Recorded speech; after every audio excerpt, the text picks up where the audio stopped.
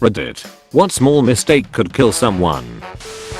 If you're taking someone's order and they say they're allergic to something, so they wanna substitute something in their dish but you forget. I saw something on Petty Revenge about this woman customer who went to Starbucks and gave everyone a hard time.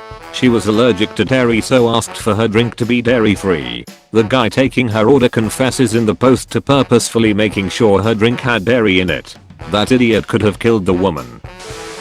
My wife and I were at a Cracker Barrel and my wife ordered a salad. She asked for no bacon. She explained to the waiter that it was a bad allergy. Food is delivered and there is bacon on the salad. We send it back and reiterate the health implications. The waiter brings it back and it was clearly the same salad as before, but with the bacon scraped off. Some bacon pieces were still in the bottom of the bowl. At this point I asked for the manager. I explained what happened, what we told his waiter, and then showed him the bacon on the plate that got returned to us. He looked furious, excused himself briefly, and returned with a fresh salad, assured us he made it himself and to not worry, then disappeared with the waiter for 5 minutes. I don't know what he said, but the waiter was visibly down the remainder of the evening. My wife winds up spending an entire day puking with an agonizing migraine and severe pain under every joint in her body after contact with any pork, gelatin and chemical derivatives included. Other people aren't so lucky and go into anaphylaxis. Just don't cross-contaminate food or assume someone is just being picky. You might kill them. Looking down at your phone for even just a second while driving. Former rural doctor here. Things that I have seen either nearly kill or actually kill someone. Taking a drug at a party /raid /concert /etc. Surprise, it's got fentanyl or carfentanil in it. And now you're dead or permanently brain damaged. Sticking your hand /arm /leg /head out a window while the car is driving. This is how you either lose a limb or lose your head if you get in an accident or someone sideswipes you. Keep your body parts in the vehicle, not vaccinating your kid. Watching kids die or become permanently disabled because of preventable diseases is both the saddest and most infuriating things I've ever dealt with in my career. If you want to rip on me about how much you hate vaccines, shut up and save it for someone who cares. I'm not interested and I won't entertain your BS. Medications that you should not forget: your insulin, your asthma medication, your EpiPen, your various heart medications, your blood thinner. I've seen all these missed drugs end up in very serious consequences in the not knowing the signs and symptoms of a stroke, drink/doing drugs and driving. Also, if you are going to get super drunk, I promise you that the absolute worst place to walk home is along a highway, looking at your phone and driving. Dropping tools/any item from high places. I've seen this happen once in a construction site and he lived, but I've heard of those that have not. Operating power tools doesn't necessarily kill someone, but it was the #1 reason I was sewing people up or sending them to plastic surgeons.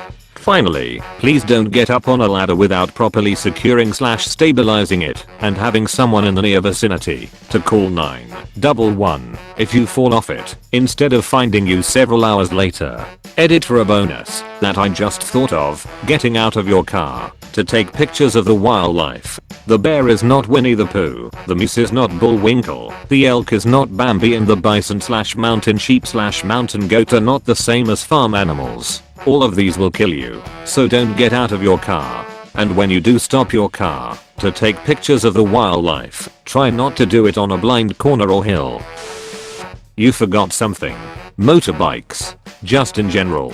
Every doctor I spoke to after I broke my arm hates the damn things. Yeah, I broke my arm on a motor scooter, 125cc, so not a moped. I wasn't even going fast, just missed a turn on a roundabout and broke my humerus real good. It was a lovely break. 0 of those doctors recommended that I'd get back on. 100% believed I'd return to their ward if I did. I haven't got back on BTW. Not wearing your goddamn helmet.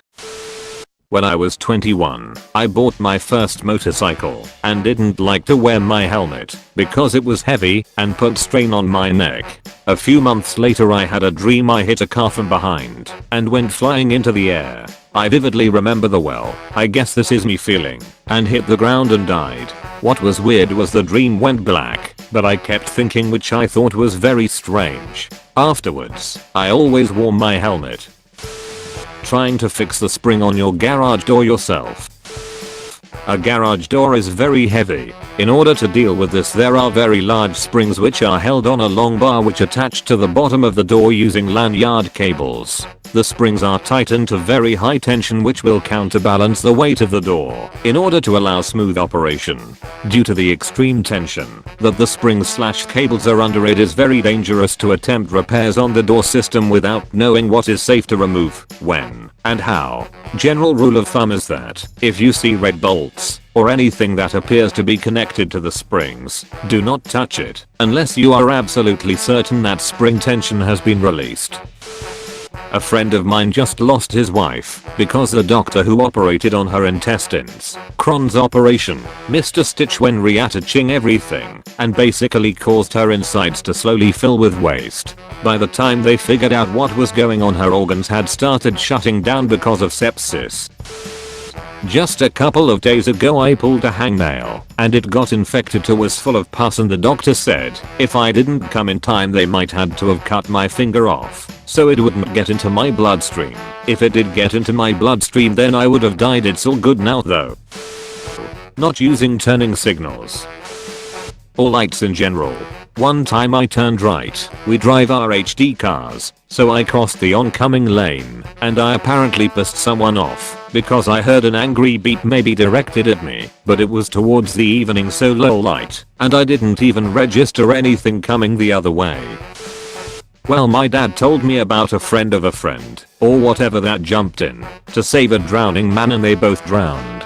We learned in Boy Scouts to not do this, since a panicking person is likely to climb on top of you, or otherwise destroy your ability to float. You should only be throwing a rope or flotation device, or I suppose, if you are at least lifeguard trained, you know how to grab them from behind. The sister of a friend of mine died because the allergist gave her 10x her allergy shot dose. We are talking somewhere in the neighborhood of 2.0 milliliters instead of 0.2 milliliters. So yeah, that's pretty small. Assuming that the power is off when you start to wire up a lamp, switch, or outlet, touching a live 220V wire hurts and can easily kill you. Fortunately, my house is wired with phi circuit breakers, so it may hurt, but shouldn't kill me.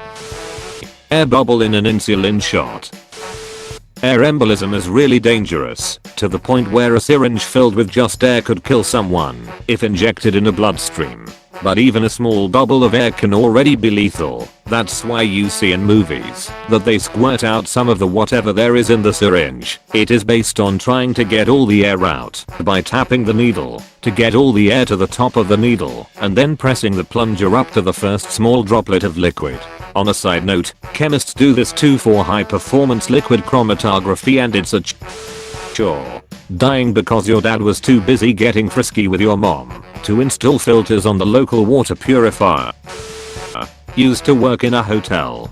Do you know that entering doors that are labeled "Do not enter" in big red letters is lethal?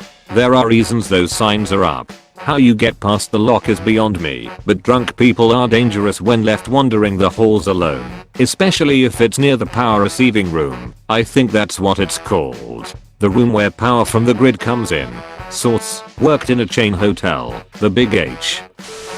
This one isn't fatal, but results in significant chemical burns. I once used a bleach-based bathroom scrub without gloves on. No idea why I brain farted and didn't wear gloves, but I noticed my hands becoming painful. I then realized what was happening and frantically tried to wash it off. Ended up with a few spots on my hands bleeding and chemical burns all over them down to my wrists, especially palms and fingers. I was able to treat them at home, but everything was super painful the first week. Yep, that sucked. Now always wear gloves, even if it's just a citrus-based cleaner. Never letting that shit happen again.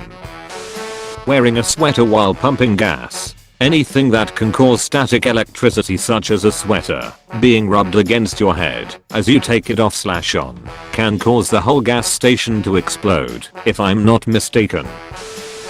Greek person here. There is a #1 rule on my island that if you do not follow, it may get you killed. So, a little info. Last year there was an accident on a boat. An English guy was chilling in his boat with his wife. She wanted to take a selfie with him or something. They stand up, and before you know it, the woman slips and pushes her husband out of the boat into the back of the boat. The man got inside the turbine of the ship and was torn to shreds. You never should stand up while on a small ship which is going fast. You will surely lose balance and fall. And if you slip, do not try to grab on another person, because you will surely lead him to his demise. Sneezing, which causes you to drop the wooden beam you were carrying on someone's head, and as they curse and squirm in pain they roll off the cliff you were building a house on, which causes them to fall into the river below, which leads to a waterfall causing them to go off a waterfall and fall onto the sharp rocks below, impaling him, and the blood contaminates the drinking water of an entire city, and turns out the guy who got impaled had AIDS and none. Entire city has AIDS, which causes the entire city to get sick, and they all die. Your sneeze could kill an entire city and a co-worker. Hey y'all, Reddit Randy here. Thanks for checking out today's video. Don't forget to subscribe and hit notifications for more.